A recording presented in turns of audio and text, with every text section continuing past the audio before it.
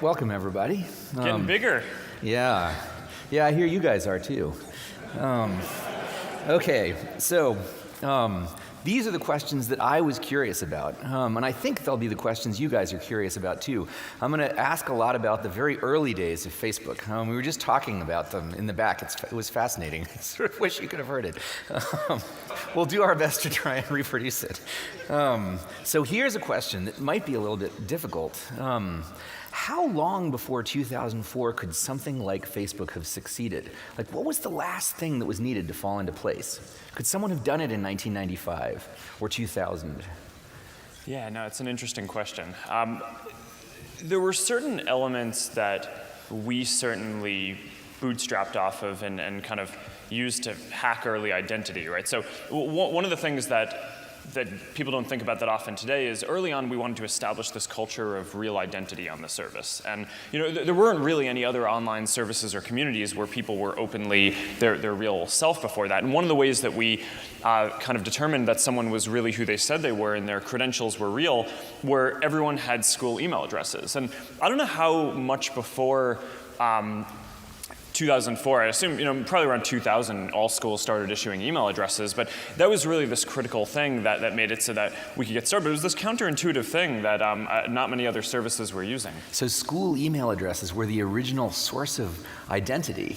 Well, that's how we knew what school you were in. Right, and that you weren't just a sock puppet.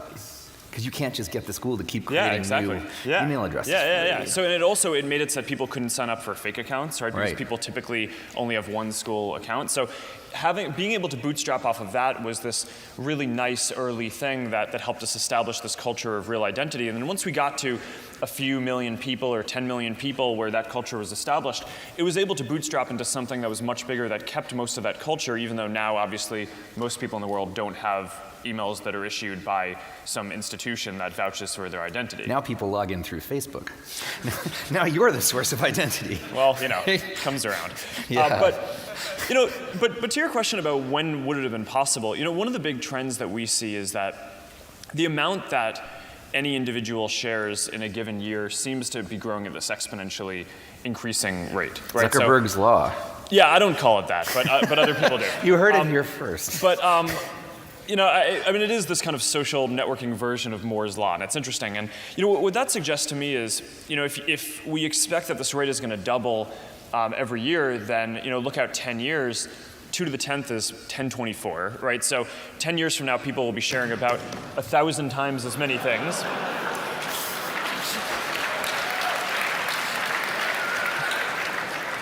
We'll have to get better adhesion next year. I feel like everything will be cool anyway. I just have a good feeling about today. I don't think that's a bad omen. No, that's wonderful.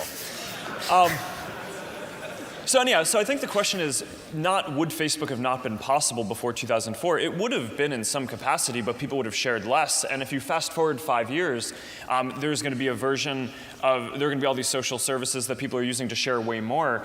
And I think that anyone here can kind of think about, 10 years from now, people are going to be sharing 1,000 times as much stuff a day. If this trend continues, what things are going to have to exist in the world? What kind of services are going to have to exist in order for that to be possible? Instagram for toilets.